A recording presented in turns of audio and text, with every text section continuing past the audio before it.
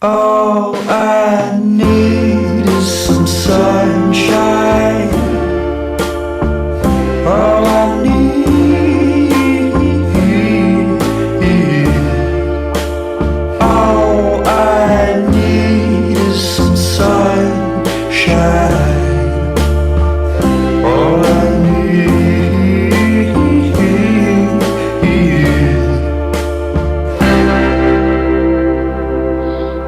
I think I'm drawn to like ritual, and so I do a couple things every New Year because in my superstitious OCD brain, I think it's going to be bad if I don't do them. Like I'll make my traditional meal every year, even if it's like really not a good time for me or I'm not feeling up to it. It feels like a bad omen if I don't. And I like, I clean my space and I open all the windows and sage each room, which sounds so woo-woo and maybe is, but it feels important to do for some reason. But in terms of like resolution, and by the way, I do this shit every year, and I've had so many bad years. Like every even number of years has been horrible for me. So maybe I should try not doing it and see if that actually like shakes up the energy. I think the rational part of me refuses to engage with the idea of a resolution because it's almost like dooming it to failure, and it's so mundane to do that, like I think part of me thinks, well, if I really cared about doing this, I could do it anytime and not have to like set an intention in January of all months when my energy is the lowest and my will to live is also the lowest. So I think that's it. I think, and when you tasked me with coming up with like a playlist, the vision of myself that I have is someone who could easily do that, but I actually found it really difficult to start doing because I haven't been listening to a lot of music lately, and although I do always have content playing, like I always have a podcast going or some sort of like meditation or chanting or something. I'm rarely sitting in silence, but I just, like, my music discovery has been really poor the past few years, and I had to kind of dig deep to complete the assignment you gave me, which is not something I expected. And I also had to like think about like what such a collection of songs, what I'm trying to say with it or feel about it, because like we joked about putting that Death Cab song, The New Year, on it, which would just be so, I mean, that song is also not saying anything either, it's like it's the New Year and nothing. Right.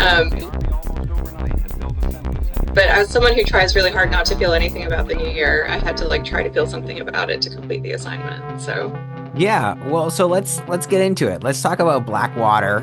Timber. Is it timber, or do people say timbre? I actually don't know. I say my music discovery hasn't been great the past few years, but this is a song I discovered kind of independently and don't really know anything about the band, but something I had been doing for a few years was creating a playlist for each year, and just every time I think of a song that I like or encounter a new song that I don't know and that I like, I'll put it on my playlist and like put it in my rotation. And I was really good about this for a few years. I didn't do it at all this past year. I found myself just listening to the same playlist I did the year before. So my Spotify Wrapped was pretty like duplicative for that reason. But this song came up for me in 2020, which obviously was a catastrophic year for everybody globally. But for me, it was catastrophic because my mom was dying. And I remember flitting back and forth from St. Louis to Nashville a lot because she was, sick and in hospice. And then after she passed, it was like a lot of estate stuff and having to do logistical stuff with my sisters. And this song became one that I either sometimes on purpose, usually by accident, was hearing a lot on my playlist, and it felt really literal, and I think I described it to you as like kind of a dirge, which it is. And it doesn't really pick up either. It kind of stays that way the whole time. And I think that's how I normally feel at the beginning of the year. I truly hate the holiday season. I cannot wait for it to be over. And then when it is, it's just like you're left with the bleakness of January with really nothing to look forward to for a while. And the lyrics of the song kind of speak directly to the heart of that. And yeah, I think it's like an anti-New Year song, maybe. It's funny because going into it with this warning that it was like a dirge, honestly, what I wrote down was cool, sexy, evil vibe. Which is also kind of January-ish. Yeah, I'll go with that. I can see where you got there too. It's got this like weird mythos, like it might be like sung by like sailors on a doomed ship or something. And it kind of reminded me of, do you remember that indie band from the 2000s? I'm trying to remember what they were called. The Unicorns or something? I don't think I do, no. There's, I'm not going to be able to remember the name of the song. It really reminds me of this song. I'll have to send it to you in post or something. It does feel like something that has its like antecedents in the kind of like post-Interpol indie rock, right, of like the 2010s. There were a lot of bands that kind of, I think we're kind of filling in the gaps between the bands that were really popular in the early 2000s. Like, I think about that now, and I think about like Yeah Yeah Yeahs and TV on the Radio and Interpol and the Strokes. It's so funny that they all get grouped together in that like meet me in the bathroom kind of like totally, grouping like of bands, because they felt very different at the time. They did, yeah. All these bands have followed that have filled in the gaps between them, and so it makes the sort of retroactive record, it makes them feel closer together. Yeah, it's hard to see the forest for their trees when you're in the middle of an era and you're not past the era. And I think like there's a flattening effect once you look at a period of time retroactively. Like a lot of the nuances of a style or a genre kind of fall away, and just the ones that rise to the top sort of begin to define it. And like back then, I probably wouldn't have said that like Interpol had anything to do with the Strokes, except that they were liked by similar people. But in retrospect, they would probably fall in the same Spotify playlist. Yeah, it's like it's actually that flattening effect you're talking about is the reason it can be so hard to recommend music to like younger people, because it's like they're experiencing the flattening effect too without knowing. Right. So it'll be a while before they figure that out, and I actually think a growing awareness of that has helped me engage with older music that I never really could when I was younger. Like my uncles were all into kind of like Gen X alternative music, so stuff like the Pixies and the Smiths I liked because they liked it, but it didn't like hit me, and when I listen to it now it does. Yeah. And it's like I think somewhere in my brain I'm accounting for like the change over time. I don't know. Yeah, I think yes, I've had similar experiences with music my parents liked that I maybe even couldn't stand growing up, but now I have more of an appreciation for. But I also think it's like I have a memory of skipping calculus in high school, and this is back when you could easily like leave your school and like come back without it being a whole like TSA situation at the door. And I would like skip double periods of calculus because it made me want to kill myself. And I would go to the library down the street, public library in downtown Nashville, and I would check out a book and then take it to the cafe next to the library and read it until calculus was over, and then go back for my next double period. And I was really obsessed with reading Milan Kundera back then. And I think like most adults who read, have encountered his literature and probably don't find it too groundbreaking. But as like a 16-year-old, I was like really determined to get it. But it's literature for people who have had like a panoply of mature adult relationships. And being 16, I had never had a mature relationship because, by definition, you can't have had one at that age. So it was like looking into something that I knew was gettable, but I knew that I couldn't get because of something fundamental to me. But every time I reread Kudera now, I'm 36, I get something brand new out of it because I've had more life experience. And so the writing of this horny man in his 50s now makes a little more sense to me. Yeah. Well, now I guess I should revisit some of that stuff because maybe it'll really click for me now. Yeah. All right, let's talk about Kate Bush. I know that something good is going to happen. Just saying it could even make it happen. A really, I think, wonderful sentiment to go into the new year. But tell me, because maybe you have a totally different and negative relationship with this song. But tell me about it. No, I don't. Actually, Kate Bush is a good example of music that my mom liked that I didn't really get until I was older. And now I think you know pretty well the sort of artists that really speak to me, and I'm sure Kate Bush is not a surprise to like fall into the same category. No. Like sort of the Joanna Newsom type of female artist. And I like this song because it's so like demanding. It's not really even optimistic. It's more like when I hear it like sometimes I need to remind myself that things are in my power to affect change on. And when I hear the song, I don't really know the context around her writing of it or performing of it, but it's almost like she's manifesting the will to do something and to like be in charge of her own environment and energy. And that sounded so woo-woo.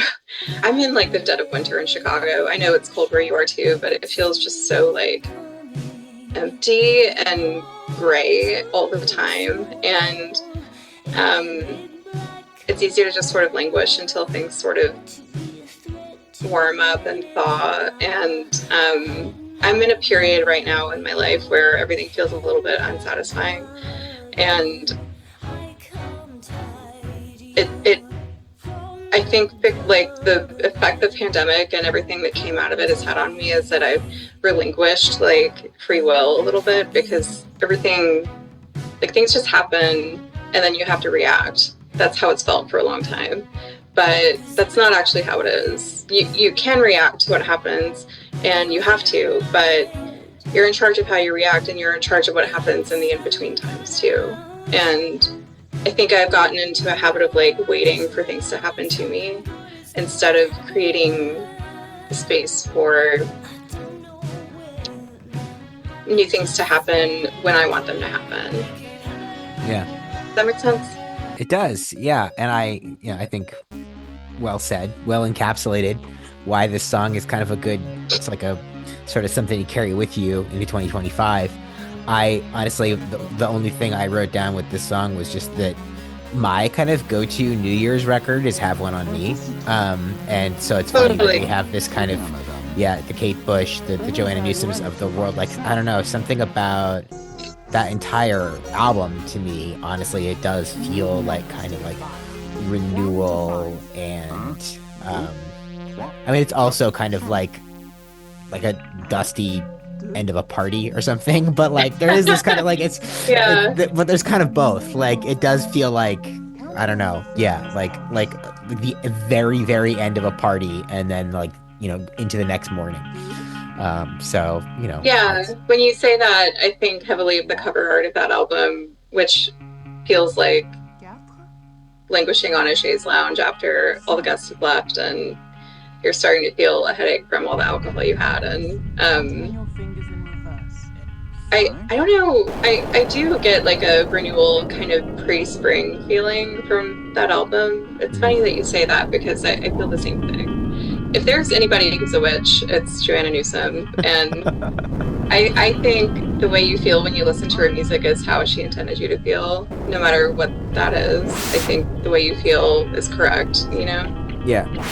And it's a very one of one thing. Right. Music. exactly. Yes, I do. I often feel, it's sort of often like a doomed sense of renewal every year.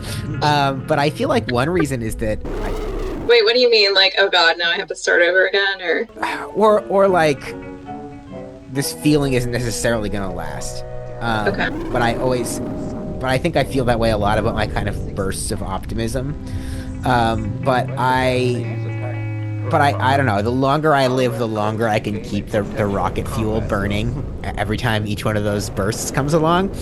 Totally. But something that's kind of just a strange circumstantial thing for me is that I feel like the last couple of years I've ended like every year really sick. And so when whenever I am sick, which is very rare, I'm lucky that I very rarely get sick. But when I do, all I can think about is feeling better again, Totally. And so when I do, I feel really like I'm going through that. I feel very energized because I'm like, wow, I feel amazing. I'm so conscious of my own health. Isn't it funny when you are sick, you can't really imagine feeling better again? You're like, I'm going to feel this way forever. I can't even conceptualize doing something like lifting a weight or going for a walk because I feel so bad. Yeah. And then once you're better, it's like you're better and you try not to forget how you felt when you were sick so that you'll like... Oh, that's funny. I immediately forget. I'm like, oh, it's great that I'll never feel that way again, ever. I'm so susceptible to my own feelings about my feelings, right? Where like if I've been sick or experiencing some kind of health problem for a while, I lose the ability to determine if it's real anymore or if I just forget what normal feels like. So that's why I try to remember to like keep my sense of reality in order at all times so I can remember both versions of what it's like to exist, basically. What it felt like to be maimed and like not at 100%. Yeah. All right, let's talk about, okay, do you say SZA? What do you say? Do you say SZA? I say SZA because okay. I think she's positioning herself in the pantheon of similarly named rappers. Yeah, like RZA and Yeah. Okay. So it's maybe the widest way to say that, but I never thought about it until like just now when I looked at it and I was like, wait, what do you say? I think it's SZA. But yeah, this is a great song. Good Days. I feel like there's a lot of content out in the world right now that feels like bait for our particular stripe of millennial, and it's like the movie Past Lives, and like this song, it has this like watery kind of guitar feeling in the sample that made me think of Eternal Sunshine of the Spotless Mind, and so it endeared itself to me right away. But talk to me about... Yeah, it sounds kind of bubbly at the beginning, right? Like there's something fluid about the top of it. This song came out at the beginning. I associate this song with January because I think it came out in like January or February of 2021, like as we were sort of like thawing out of the pandemic a little bit. And I remember being in New York at the time, and I think like the first time I listened to it, I was in a car riding from Manhattan to Brooklyn across the Brooklyn Bridge, and of course I'm probably the first person to ever feel like I'm the main character of a movie when they're like looking at the New York skyline, but it did, there was something like cinematic about it, and like I was coming up on a year out from my mom dying and a year of processing that in addition to everything else going on in the world. Oh, like we had an election in that time, and maybe the last time I felt optimistic about politics in my life. And the song just felt like, well, when the song came out, I remember thinking like, oh, this is certainly like intended to be like a coming out of a pandemic song. Because it's something we're all experiencing. It wasn't a unique experience, and it was kind of just like a single. It wasn't really attached to an album. And I think like more than any of the lyrics, it's just the feeling of it feels like buoyant, and I don't know, maybe the result of all the manifestation of the Kate Bush song, like if we're taking the playlist sequentially. I like it. We have a little 5-act structure here. Yeah, so I actually I decided what my songs were going to be, and then I was looking at it and I was about to send it to you, and then I was like, that's not really the order they should be in though, and then I got into like curation mode and kind of shuffled them around, I guess, to tell a bit of the story, because it wouldn't really make sense, right, to end it on the kind of slow plodding song, or as you put it, the sexy dark song. Yeah, it depends on what kind of story you want to tell. I guess, yeah. But I think we're still in an optimistic place about what we think 2025 could be like. I think my story is about like forcing optimism where I really feel none, and this song just sort of kind of conjures it. And I don't know a lot of the lyrics because when I listen to it, it's more ambient, but she says something like, I've been on my empty mind shit, and I like that line because I have, you know, if having an empty mind is a medical condition, I have the opposite medical condition, where just it's so hard to get outside myself. And I think to the point that like just emptiness, not even like being full of positivity, but being full of nothing feels like a state of relief maybe, and something to strive toward, or like a being an empty vessel that new things can come into, rather than a vessel just full of like rotten anxiety, you know? Yeah, I get that. I get nervous about the idea of thinking of myself as like an empty vessel, because I feel like I carry around a lot, but I let go of so much that I sometimes worry about like losing my own sort of sense of identity. Because you do let go of a lot, Zach. I'm actually always impressed by your ability to like let things slide off your back, because I've never had that skill in my life. I still ruminate on things like little slights that happened to me 12 years ago. And I don't know how you do it. Like, you create a lot of space within yourself actually all the time. It can be hard. I mean, no, the forgiveness comes very easy to me. But what I am discovering, it can be a problem for me, is that because I forgive and forget, I really forget. And you start to really lose track of the way that people treat you sometimes. And then you have this sudden kind of like moment of awareness, and that can be very painful. So I'm trying to hold on to a little bit more, not hold on to resentment, but hold on to awareness.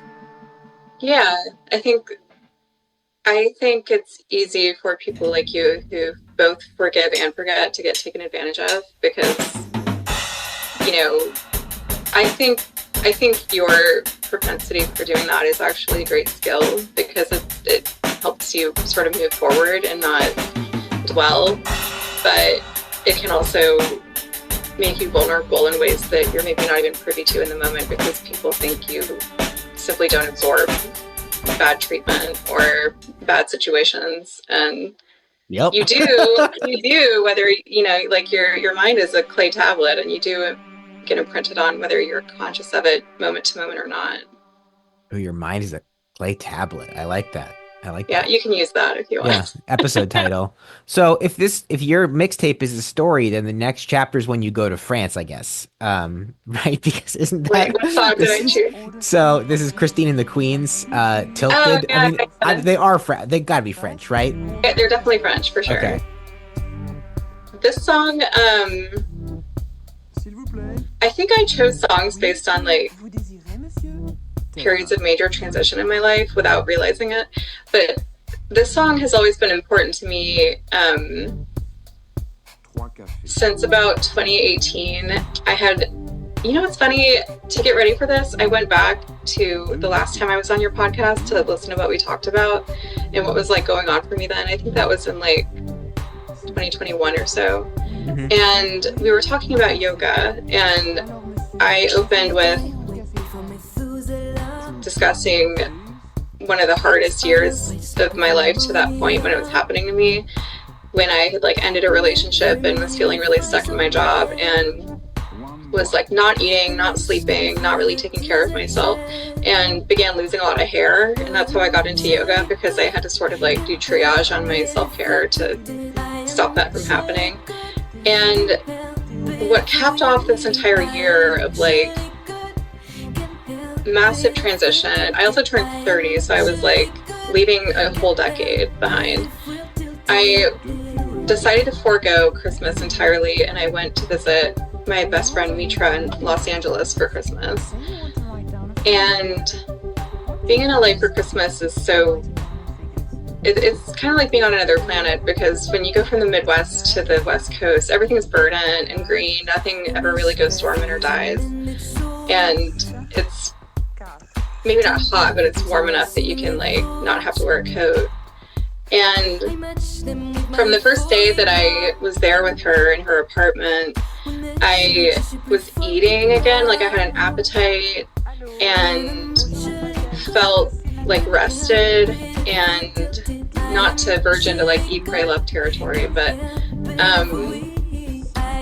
I think I was just like fully ready for the next thing. And she had this pet bunny, Stu, who passed away in the past year.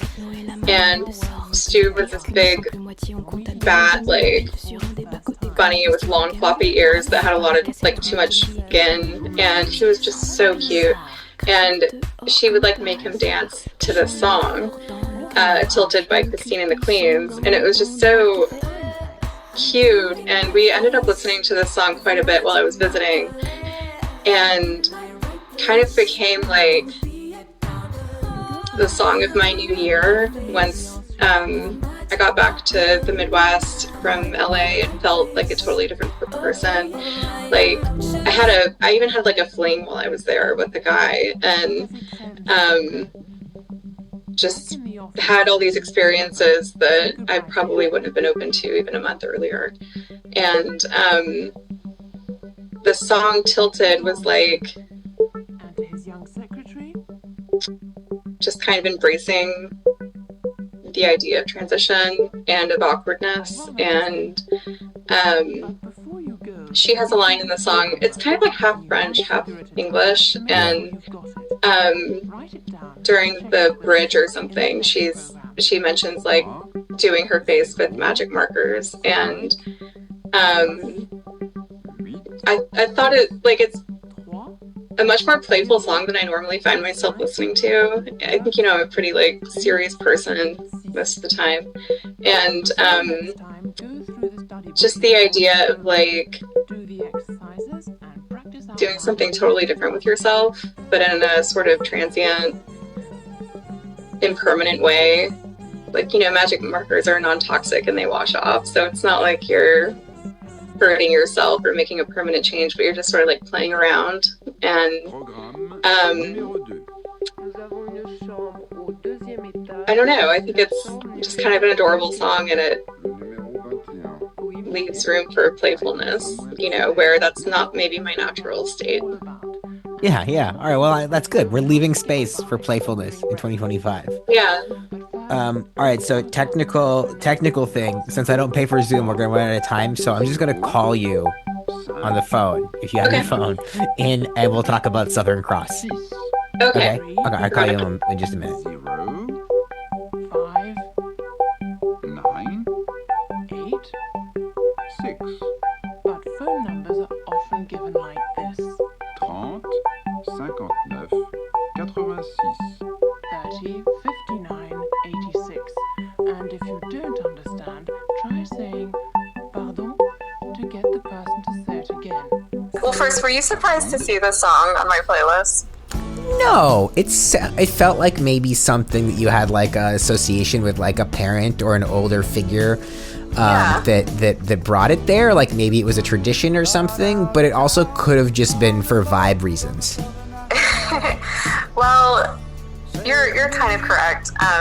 It's another one of those musical groups or artists that my mom really loved when I was growing up that I never really got until I was older.